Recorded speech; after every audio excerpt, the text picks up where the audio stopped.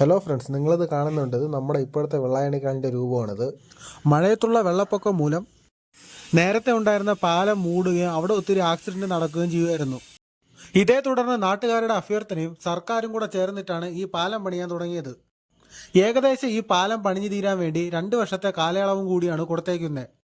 ഒരു സൈഡിൽ പാലം പണിയും മറ്റു സൈഡിൽ ഫിഷിംഗ് ആക്ടിവിറ്റിക്ക് ഇവിടെ ഒരു കുറവുമില്ല. കൈച്ചൂണ്ടയിലായിട്ടും റീലിലായിട്ടും ഫിഷിംഗ് ഇവിടെ തകൃതിയായി തന്നെ നടക്കുന്നുമുണ്ട്.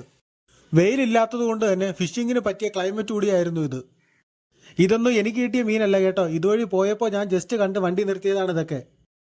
മുൻപ് ഇത് എൻ്റെ ഫിഷിംഗ് സ്പോട്ടിലെ ഫേവറേറ്റ് ഒന്നായിരുന്നു. പക്ഷെ ഇവിടെ മീൻ കിട്ടുന്നത് കുറവായത് കൊണ്ടാണ് നമ്മൾ വേറെ സ്ഥലത്തോട്ട് പോയത്. മൈദാമാവും തേങ്ങാപ്പിണ്ണാക്കമാണ് ഉമ്മാരുടെ കോമ്പിനേഷൻ. ഇത് രണ്ടും ഉണ്ടെങ്കിൽ സിലോപ്പി കരിമീനുമുള്ള മീനുകൾ നമുക്ക് ചുമ്മാ പിടിച്ചെടുക്കാം. അതുമാത്രമല്ല മറ്റു സൈഡുകളിൽ ആൾക്കാരും നിന്ന് കാസ്റ്റ് ചെയ്യുന്നുണ്ടായിരുന്നു അവിടെ.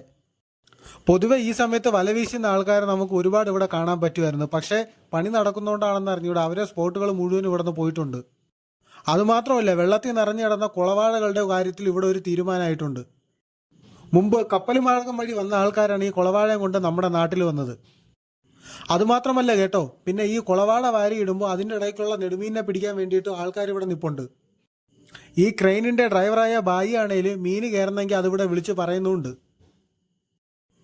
മഴ സമയത്ത് മീനിൻ്റെ ലഭ്യത ഭയങ്കര കൂടുതലാണ്. അതുകൊണ്ട് തന്നെയാണ് ചൂണ്ടയിടാൻ വന്നവരാരും വെറും കൈയോടെ തിരിച്ചു പോയതുമില്ല.